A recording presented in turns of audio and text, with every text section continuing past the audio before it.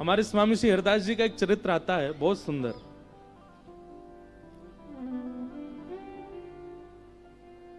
बिहारी जी जब प्रकट हो गए वृंदावन में, शुकुंज बिहारी लाल, बांके बिहारी लाल,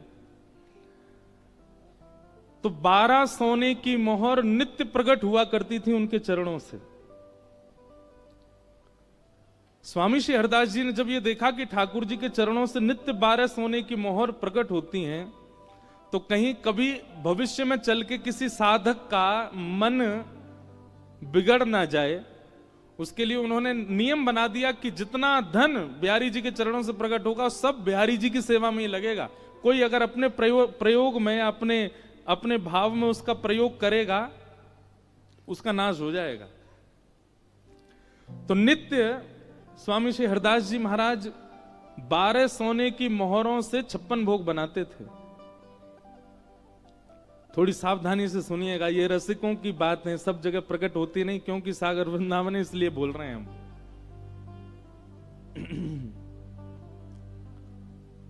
तो 12 सोने की मोहर, कितना प्रसाद बनता होगा उससे।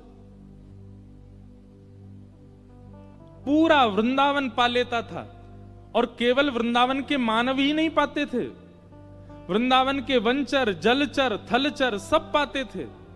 सबको प्रसाद वितरण किया जाता था। स्वामी जी ने नियम बना रखा था, ये पक्षियों के लिए है, ये वनचरों के लिए है, ये जलचरों के लिए है। लेकिन स्वयं स्वामी श्री हरिदास जी महाराज वो क्या पाते थे? कुशा।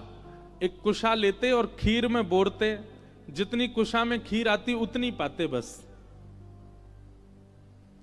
आजकल के वैष्णवों को सीखना चाहिए, हम किसी की निंदा नहीं कर रहे हैं, पर आजकल वैष्णव ऐसे भी हो गए, घर में ठाकुर जी की सेवा करते हैं और फिर अपनी जीव को जो चाहिए वो ठाकुर जी को भोग लगा देते हैं। खुद की खाने की मन हो रही है पानी पूरी, तो ठाकुर जी को पवा देंगे और फिर भोग का नाम लेके खुद पा लेते हैं। कई घरों में तो खुद का मन करता है कि हम बर्गर खाएं, तो घर होममेड बर्गर बनाते हैं ठाकुर जी के लिए, ठाकुर जी को भोग बना के पवा देते हैं। एक घर में तो हमने देखा, परोसा गया हमको भी, मैंने कि भाई ये क्या है? बोले महाराज जी ठाकुर जी को भोग लगा। मैंने ये है क्या? बोले हरा भरा कबाब।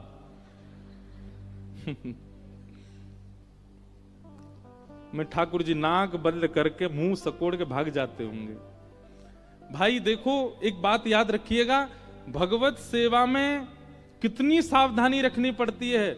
जिन व्यंजनों का नाम भी उचित नहीं है वो भी ठाकुर जी की सेवा में नहीं जाते। जिन व्यंजनों का स्वरूप सुंदर नहीं वो भी कहीं कहीं ठाकुर जी की सेवा में नहीं जाते। अब जैसे कई मंदिरों में बैगन का भरता का भोग लगता है, पर बैगन का भरता उसको जब छिलका उतार के मीट दिया जाता है, उसका स्वरूप इतना सुंदर नहीं होता। कई मंदिरों में उसका भोग नहीं लगता। कई मंदिरों में टमाटर का भोग नहीं लगता। क्यों? क्योंकि खोलने के बाद उसका स्वरूप लाल लाल होता है। गाजर का भोग नहीं लगता, मूली का भोग नहीं लगता। प्याज लहसुन ही बदनाम है, पर बहुत सारी सब्जियां हैं जिनका भोग नहीं लगता ठाकुर जी को। क्यों? क्योंकि भावना ऐसी, लाला छोटा सो है, और छोटा सा लाला जब ऐसी विचित्र सब्जी देखेगा सो डर जाएगा। ठाकुर जी वही पाते हैं जिसका स्वरूप भी सुंदर हो।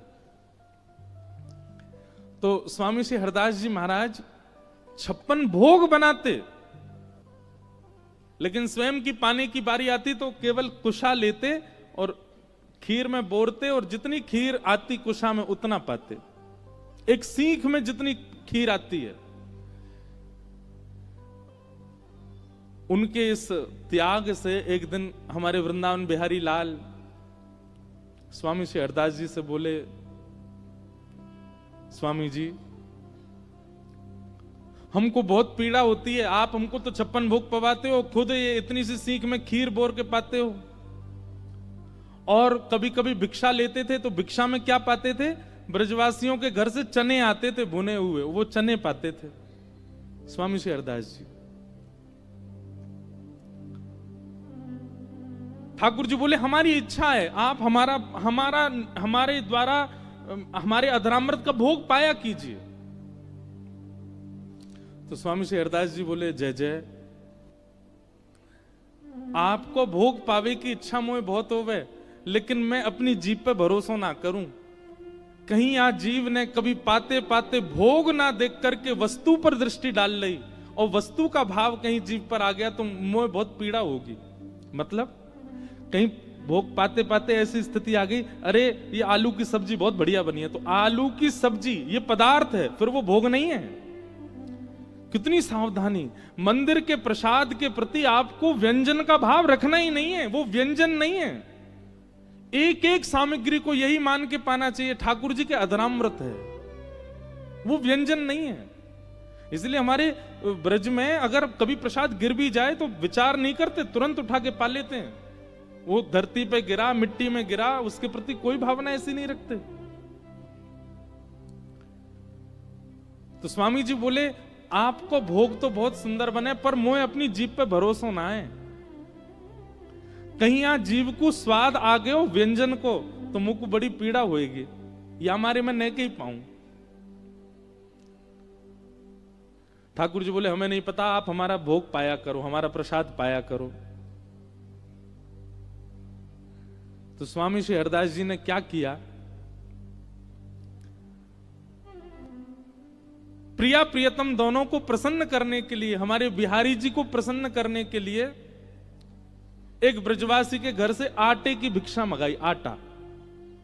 और आटे की भिक्षा मंगा के उसमें यमुना जल डाल के आटा गूंद करके, और आटा गूंद करके 2 मुट्ठी में आटे की लोनी, जो बिना रोटी बने पहले जो गोल गोल आटा है, उसको ऐसे लेकर के ठाकुर जी पे 7 बार बारा, और ठाकुर जी के ऊपर 7 बार बार के ठाकुर जी की सबरी नजर उतार के वो आटा भून करके उसको पा लिया।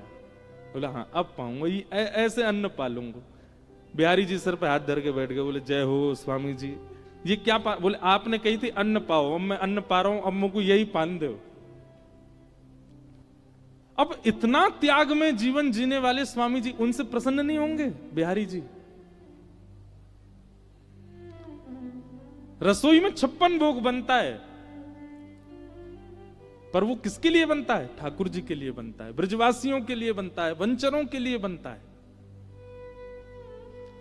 वही बात हमारे गड़ा कोटा के श्री भगवत रसिक देव जी यहां क्या कह रहे हैं, प्राण जीवन धन लाल बिहारी, प्राण जीवन धन लाल बिहारी, वारी पियत है पानी,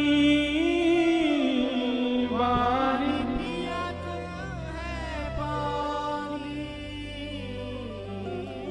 भगवद रसिक सहायक सब दिन, भगवद रसिक सहायक सर्वोपरि सुखदानी, सर्वोपरि सुखदानी, मेरी महारानी राधा रानी, मेरी महारानी राधा रानी, मेरी महारानी श्री राधा रानी, मेरी श्री राधा। जाके बल सो सब सो तोरी, जाके बल सो सब सो तोरी, लोक वेद कुल कानी, लोक वेद कुल कानी, महारानी श्री राधा रानी, मेरी महारानी श्री राधा रानी। तो भैया धन्य हैं और प्रणम्य हैं आप बुंदेलखंड के लोग, क्योंकि इसी बुंदेलखंड ने ही हमारे ब्रज रस को उजागर किया खूब। यहाँ के रसिक जन नहीं आए होते वृंदावन तो ऐसे सुंदर सुंदर भाव कहां से मिलते हमारे ब्रजवासियों को, हम भगवत प्रेमियों को।